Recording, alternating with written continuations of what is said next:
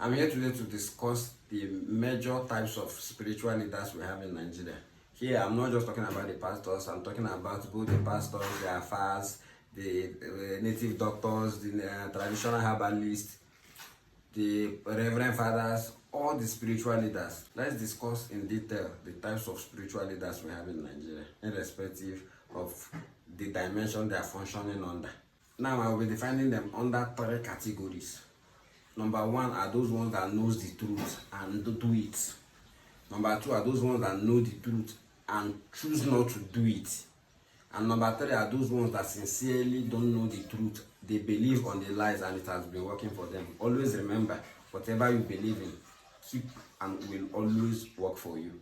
So now, I will explain them in detail. Those ones that knows the truth and choose to do it are those ones that know that this works, this doesn't work, and they choose to do the right thing.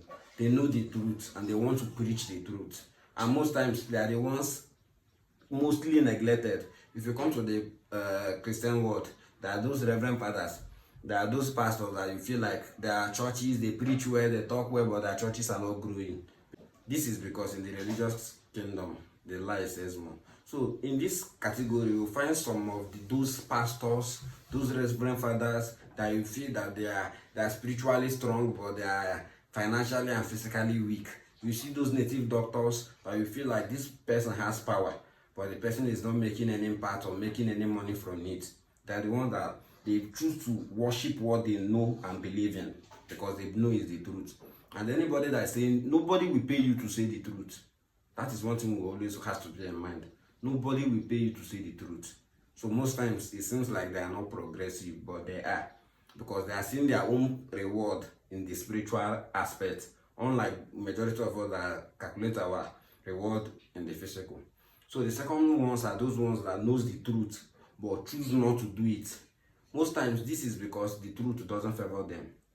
I can explain this one and I can give examples of some of our pastors. They know the truth, but they will keep lying to you, collecting seed, collecting tithe. And these most times are those most powerful men of God. If you come to Christianity, you will talk about those reverend fathers, those pastors that has over-enriched themselves. The sincere truth is, no true man of God can get rich by preaching. Even Jesus, as anointed as he was while on earth, he was not rich. The camel, the horses he used then was gift given to, and they didn't even give him. They lended him to use because they will definitely collect their things back. So most of those ones we feel like they are the successful men of God, they are the successful leaders, they are the fake ones. If you come to the traditional aspect, you see them. There are those ones showing fancy things. As a native doctor, you see them building big houses. This is just an organized Yahoo selling under different category. It happens everywhere, both in the tradition, even though saying let's go back to tradition, even in our tradition, many people are harnessing it, lying with it. You hear things like, do this one, this is, God, this is where we will see people that will tell you that if you kill your mom, you kill your dad, you make money. Who said so? Money is an economic value, and it takes economic impact, solving problem, providing solutions, rendering services to make money. Anything other than this is a story and a folk tale. It happens everywhere. Then the third category are those ones that don't know the truth, but they sincerely believe in it. Here you see people that actually they are Christians because they were born into a Christian family. They are traditional worshippers because they were born into such family. They sincerely believe in it, irrespective of whether it is true or not. And we should always bear in mind that our belief on things doesn't make it right or wrong, but it defines our purpose. Some of them, they don't even know that what they are doing is wrong. And even when you come to Islam, Judaism, Hinduism, or any other religion you can even talk of, anywhere in the world, you will still find this third category. The ones that knows the truth and choose to do it. The ones that knows the truth and choose not to do it because it doesn't benefit them. And the ones that sincerely doing the wrong thing. They are sincere, but they are sincerely wrong. So it happens in all religions. And until we understand this factor, there will be no tape for measuring reality. In Islam, for instance, this is where you see those ones that talks about Allah, how Allah loves people, how Allah advises us to love one another, to show love to people and other things. Then the other side of it is those side that uses Islam religion as a tool to fight, to defend themselves or to conquer. There is where you hear stories like when you die during war defending Allah, you'll be rewarded with 7 virgins in paradise or something, or even telling you that if you have the right to kill as long as you are defending the Quran, something of that nature.